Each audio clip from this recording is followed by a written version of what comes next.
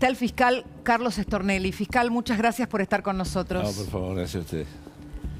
Se acerca el día que imagino que los dos pensaron que en algunos momentos era difícil que llegara, el día del inicio del juicio de los cuadernos. Sí, sabíamos que iba a llegar algún día, que podía llegar algún día, porque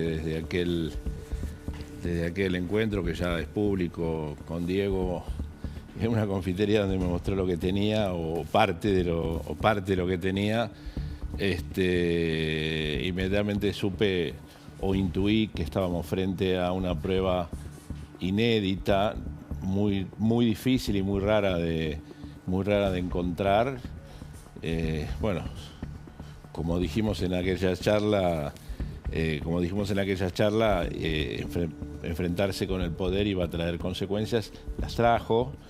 Bueno, pero 7 años después, hoy estamos acá, ¿no? ¿Cómo vivís este encuentro con el fiscal a 7 años de ese encuentro en un café? Bueno, ese encuentro yo no lo conocía.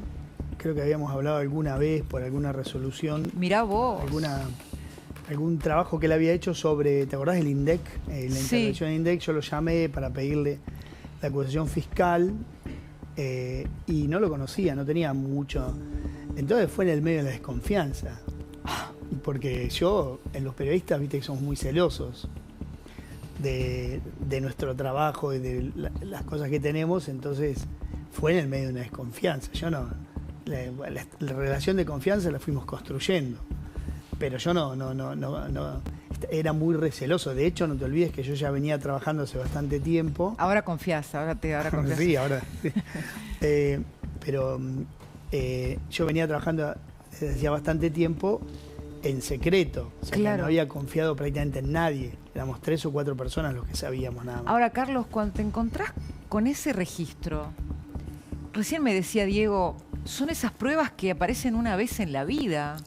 Mira, tengo casi medio siglo en tribunales y es la única vez que vi algo parecido, ¿no? ¿Por qué? ¿En qué lo hace diferente? En lo que hace diferente, que era, como alguien dijo en algún momento, era realmente una bitácora de la corrupción.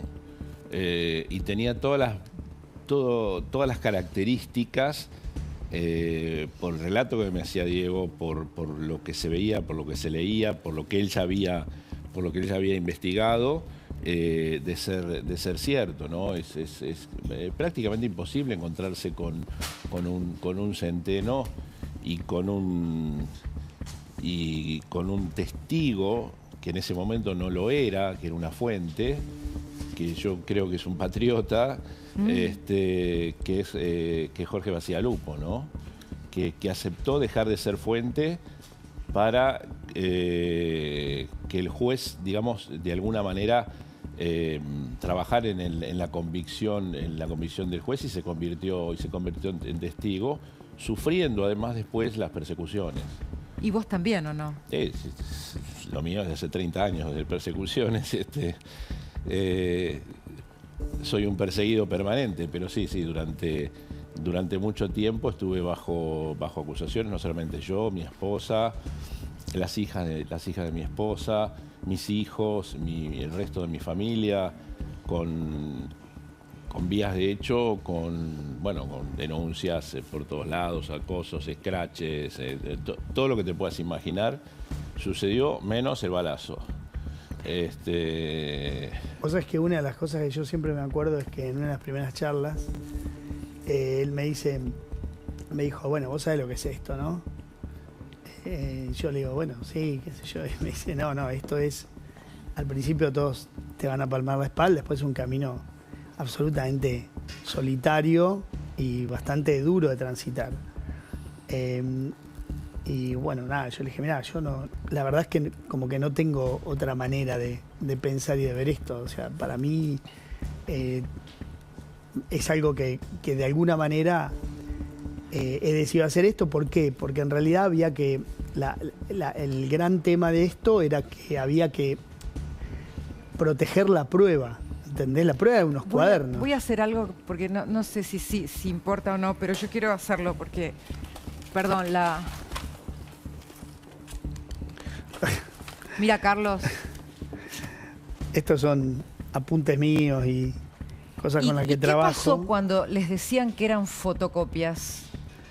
No, pasó que gracias a la pericia del buen periodista de investigación que él tuvo, nosotros no solo teníamos la fotocopia, sino teníamos primero el testimonio de Diego Cabot.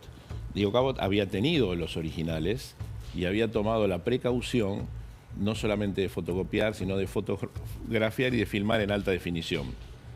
Y en un momento se dijo que los había quemado en un asado, Centeno. Bueno, eso por algún motivo que deberá ser aclarado en el juicio oral. Yo creo que fue alguien de su entorno. Él estaba convencido de su declaración, de brindar su aporte, y también estaba, de esa misma manera, estaba convencido de que los cuadernos los conservaba. Y yo sabía que los conversaba, y siempre supe que los conservaba, hasta que, bueno, finalmente aparecieron 6 de 8. Pero él, por algún motivo, en una ampliación de declaración posterior, dijo que los había quemado en la parrilla. Yo creo que algún motivo o de temor, claro, o alguna mala influencia de alguna persona de su entorno. ¿Cómo fue tener a empresarios de los más poderosos del país declarando y admitiendo que habían pagado estos sobornos? Porque no tiene antecedentes eso, como arrepentidos o no. Así en tanta cantidad y como arrepentidos, entiendo que no hay antecedentes. También tenemos que tener en cuenta que la ley del arrepentido es una ley relativamente nueva, y hace 7 años era más nueva, o hace 6 años era más nueva. Claro, se aprueba en 2000, no te olvides, se aprueba en 2016 la ley de arrepentido, ¿no? Exacto. La que está vigente ahora se aprueba en 2016, esto es 2018. Y había algunos casos, te diría pocos, que tenían que ver con bandas criminales, con narcotráfico. Yo creo que tuve el primero, complejos, o uno de los primeros, en un secuestro extorsivo que llevó también de manera brillante el juicio de la doctora León, que ahora va a estar en un secuestro extorsivo seguido de muerte de un taxista. Creo que fue el primer arrepentido que tuvimos, porque recién entraba en vigencia la ley, pero en la Argentina no hay una cultura de... Claro. No hay una cultura, o no había, ahora es más, y lo que es la delación premiada, en la Argentina, digamos, el delator es estigmatizado y es menospreciado, ¿verdad? Ahora, creo que tampoco hay antecedentes en casos de corrupción de la magnitud que estamos encontrando aquí. Recordá los números de lo que va a pasar en este juicio, por favor, Diego. Y yo después te quiero preguntar, Carlos, ¿qué esperás? Porque me parece que estamos ante un caso bisagra, pero contá los números, que son increíbles. El caso Cuadernos, como se lo conoce como caso Cuadernos, Claro, en realidad no es tal, es un caso grande, que es este, que empieza ahora, que tiene 84, 85 procesados, pero en total, de los juicios que se instruyeron a partir de eso, hay 170 más o menos. Algunos ya empezaron, por ejemplo, ¿vos te acordás de la famosa cocinera de Bebido? Sí. Bueno, eso es a partir de este caso y fue condenada el año pasado. Y algunos van a venir después. Por ejemplo, hay toda una parte muy importante y muy colorida, tristemente colorida, que es lo que tiene que ver con el secretario privado de Menem. ¿Te acordás de Daniel Muñoz? De Kirchner. Perdón, de Kirchner. Perdón, Daniel Muñoz. Estos 70 millones de dólares, los departamentos en Nueva York, ¿podrían ser el destino que tenían todos estos sobornos o no? Y no lo sabemos. Es un pedacito. ¿Un pedacito? ¿De cuánto Sí. dinero hablamos, Carlos? De mucho más. No ¿Tenés hay un cálculo? No hay un número. La doctora León tiene alguna precisión, pero lo que yo siempre digo, esto es una parte. Esto es una parte de la verdad, ¿no? Hubo un arrepentido que contó que un día vio en el famoso departamento donde se recaudaba, donde no vivía nadie, pero Muñoz, que ya está fallecido, recibía las remesas de bolsos diarias y demás. Y un día, en el departamento de Juncal, Uruguay. Exacto. El departamento de Cristina Kirchner. Sí, pero en ese momento no vivían, ¿eh? Claro, eso sí. hay que aclararlo. Pero se utilizaba para estos menesteres. Uno de los arrepentidos que va a juicio dijo que un día vio 60 millones de dólares en demás. Es decir, las cifras son... Vos fijate que en el mundo empezaron a llamar el argentino a los billetes de 500 euros. Porque Claro. esta gente juntaba en billetes de 500 euros porque ocupaban menos espacio. Tantos billetes de 500 euros compraron que el euro empezó a subir, con lo cual hubo que volver a comprar dólares. Digamos, son todas cuestiones enormes y difíciles a veces de abarcar desde... es decir, lo de Estados Unidos, lo de los 70 y pico millones de dólares, es cuando realmente deciden empezar a invertir afuera, pero mientras tanto se invertía acá, ¿no? Muñoz tenía en la Argentina 118 propiedades. Era el secretario privado, no era un secretario de Estado, nada, era el que le llevaba la agenda. Pero volvemos sobre el tema de los números. Ahora empieza el juicio, que son 85 de 170 más o menos, que es en total cuando lleguen a juicio todos los expedientes. Hay alrededor de 600 testigos, 13 pericias. O sea, es un juicio larguísimo y la justicia decidió que sea una audiencia por semana durante este año y 2 el año que viene, por Zoom, todo. Bueno, de 2 horas y media más o menos, con lo ¿Va cual... a estar la expresidente Cristina Kirchner en ese Zoom o no? Hay algunas audiencias en las que el imputado está obligado a estar.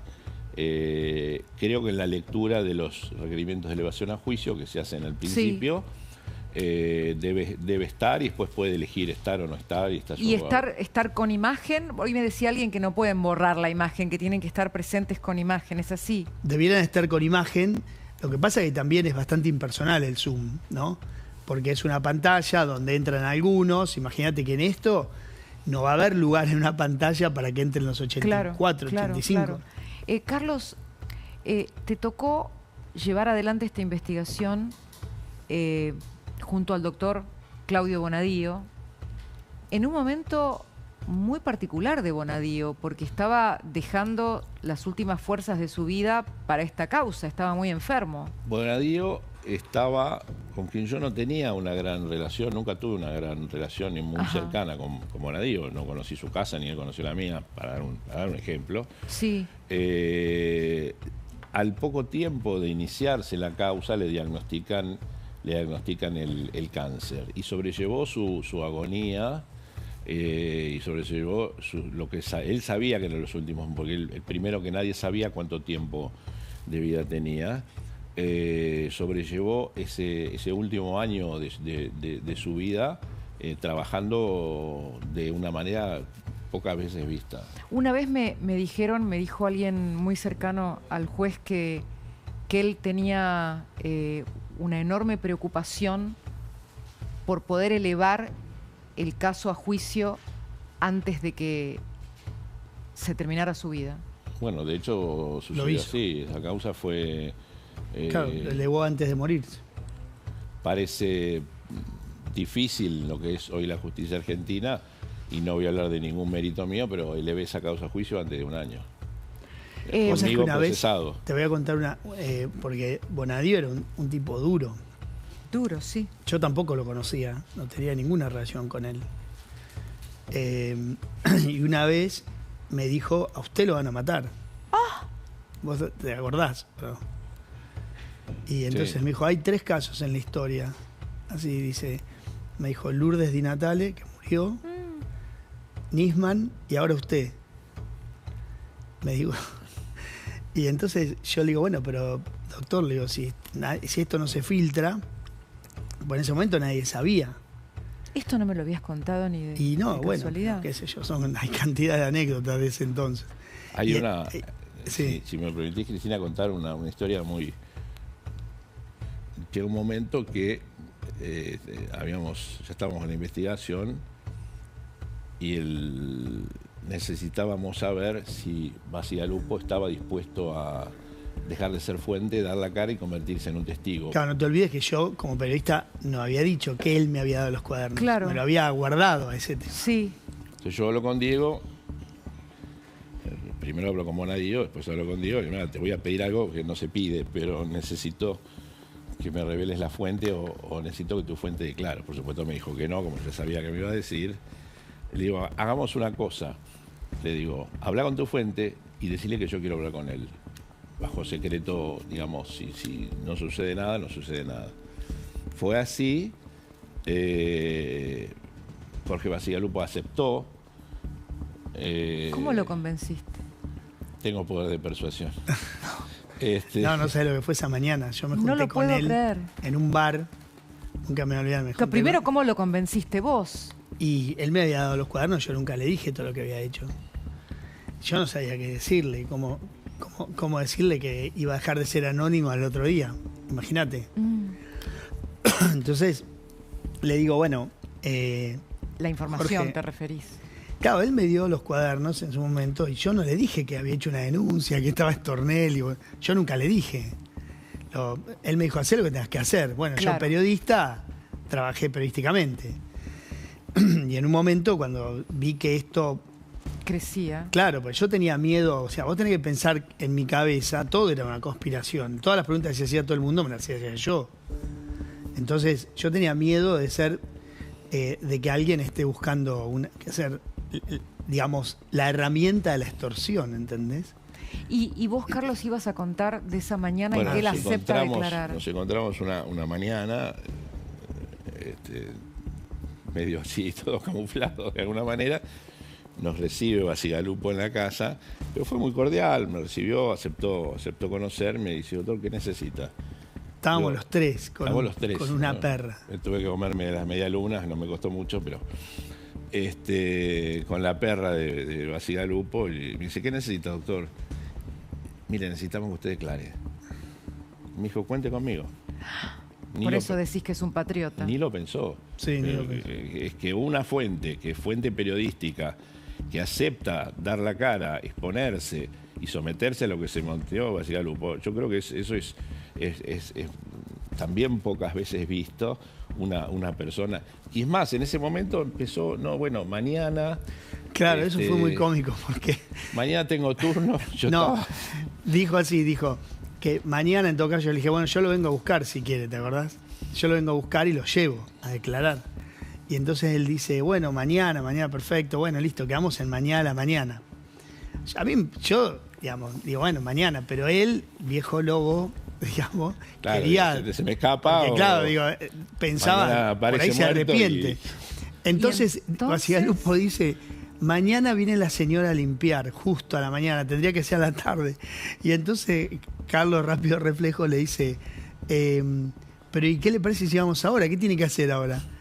No, nada, dice, bueno, vamos ahora. Listo, sí. Y ahí fuimos para Comodoro Pi y declaró. A veces los periodistas tenemos miedo que alguien se arrepienta de darnos la nota. Para vos claro, era... ¿Se arrepienta o alguien te gana de mano, digamos, ¿no? Vos pensás en cuántos testigos me ha pasado en causa, como la causa de la investigación de la venta de armas, que me han matado testigos, ¿no? En el medio, entre una audiencia y otra, por eso la celeridad ya muchas veces es importante. Vos, cuando te preguntan de este caso, ¿te seguís impactando cuando recordás que los hombres más poderosos de Argentina hacían fila para declarar como arrepentidos en la Fiscalía? ¿Me puedes contar algo de eso? Porque, ¿qué sentiste cuando viste esa urgencia por presentarse y contar como arrepentidos? Mira, en la vorágine de la investigación, uno no piensa demasiado, ¿no? Vos cuando estás en un partido ves piernas, no estás analizando, sí, no estás analizando las jugadas. Por supuesto que eso implicaba una responsabilidad mayor y no sé si mayor, pero era grande todo, era grande el número de la corrupción, era grande el número de imputados, grande el número de empresarios. Pero hubo algo del poder que se rompió. Bueno, se rompió una cofradía de silencio, ¿entendés? Claro. O sea, porque, mira, te cuento, una vez a mí me invitaron a dar una charla frente a 100 CEOs, sí. Entonces yo les digo, vamos a hacer un juego, les digo, a todos CEOs de compañía, les digo, levante la mano el que se enteró que en la Argentina se pagaban coimas en la obra pública por mi trabajo. Nadie levantó la mano, pues todos sabían. Claro. Lo que pasa es que nunca se había avanzado en que, bueno, en exponerlo de esta manera, ¿entendés? Claro, y que en lo tu cuenten. caso no era lo normal tener a tipos tan poderosos sentados como arrepentidos. No solo a tipos tan poderosos, sino hay... Yo creo que el poder, digamos, es relativo, pero bueno, pongámosle poderosos. Sí. Pero hubo testimonios fenomenales, es decir, conseguimos la declaración del contador. El contador, es un capítulo aparte, el contador de los Kirchner, Víctor Manzanares. Conseguimos la declaración del contador. Eso, la declaración del contador, que estaba, por algún motivo no se hace a fin de diciembre y pasó para febrero, es lo que origina el operativo PUF, o sea, la persecución. O sea, quizás las confesiones de los empresarios, sí, hasta eran algunas de ellas previsibles, pero no era del contador, ¿no? Yo siempre me acordaba del contador de la película, ahora la película te reís de los Intocables. Claro, el contador de los Intocables. Bueno, ahora te reís de los nervios, me imagino. No solo era el contador, sí, sino que además es poseedor de una memoria prodigiosa. Wow. Tenía, como el caso de Lourdes Di Natale, que otro día te lo voy a contar, el contador, que además estuvo hablando 4 días, ya teníamos la cabeza que nos qué explotaba. bárbaro. Pero ¿Por qué habló a tu criterio? En el caso de él, yo creo que tuvo un acto personal de contrición porque estuvo evaluando, lo contó, estuvo evaluando 1 año la posibilidad de decidir, de arrepentirse. Yo creo que fue el más arrepentido de todos, mira lo que te digo. Porque algunos administran una parte de la verdad. Claro. No están del todo arrepentidos. Claro. La última pregunta, fiscal Carlos Stornelli, que tengo para hacerte, porque al pasar recién dijiste, bueno, no sé si es el poder. ¿En algún momento choqueó a la Argentina la definición del poder que dio Jabrán, que el poder era impunidad? Para vos como fiscal de más de 3 décadas, ¿qué es el poder? En realidad el poder, algunos cuando dicen que yo tengo poder o que puedo tener poder, para mí el poder debe ser servicio y no otra cosa. Creo que la cita tuya de Jabrán, bueno, demostramos que si se trabaja y si hay convicción y si hay jueces y hay fiscales y hay un periodismo de investigación como el que encarna Cabot, se puede, ¿no? No hay Jabranes. No hay Jabranes y no hay poderosas. Hay que querer investigar al poder.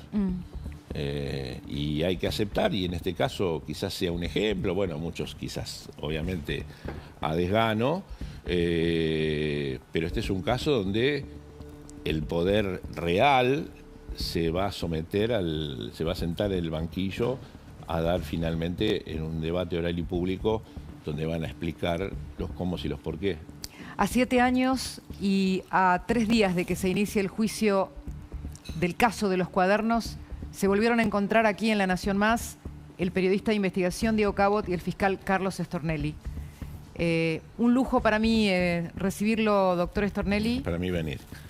Y un lujo tenerte en este equipo, Diego. Gracias. Nampe presenta su nuevo vino blanco dulce, fresco, con un toque especial. Nampe Blanco.